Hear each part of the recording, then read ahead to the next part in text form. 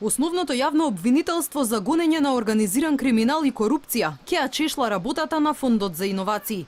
По налог на обвинителството вчера МВР ги одзела документите за скандалозната распределба на грантови за иновации, преку кои 79 фирми добија над 1 милијарда денари. Меѓу нив и носители на високи државни функции и членови на владеачката СДСМ. Премиерот Зоран Заев експресно застана во одбрана на своите соработници. Судир на интереси немало. Процесот бил чист, а функционерите заслужувале пофалба, оти под притисок на јавноста се откажале од парите.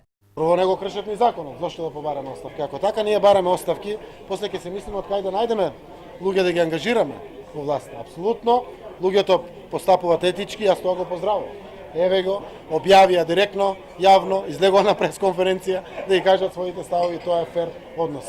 Јавноста зачудена. Дали со ваквата изјава Заев индиректно се обидува да изврши притисок врз работата на судот? 3 дена откако под опрен глас обвинителството отвори истрага за евентуална злоупотреба. Во меѓувреме, агенцијата Макфакс објави уште еден скандал. Фирмата Стратум Рит Доел Скопје добила грант од Фондот за иновации, додека нејзината собственичка Весна Кузмановиќ била предложена преку проект на USAID да им ги пишува предлог проектите на фирмите кои аплицирале на јавниот повик.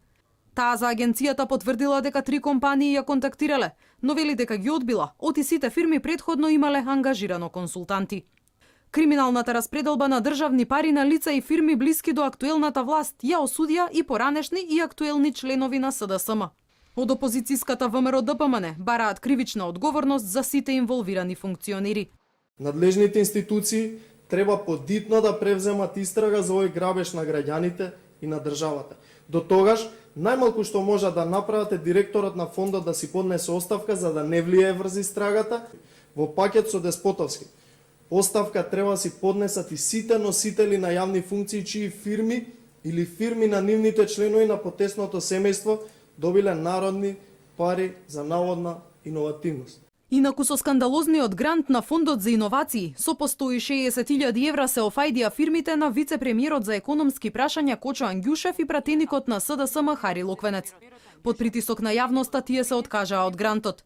330.000 евра доби снаата на советничката за култура на Заев Цветанка Ласкова, а од колачот лапнаа и провладини медиуми кои работат во полза на така наречениот историски договор со Грција.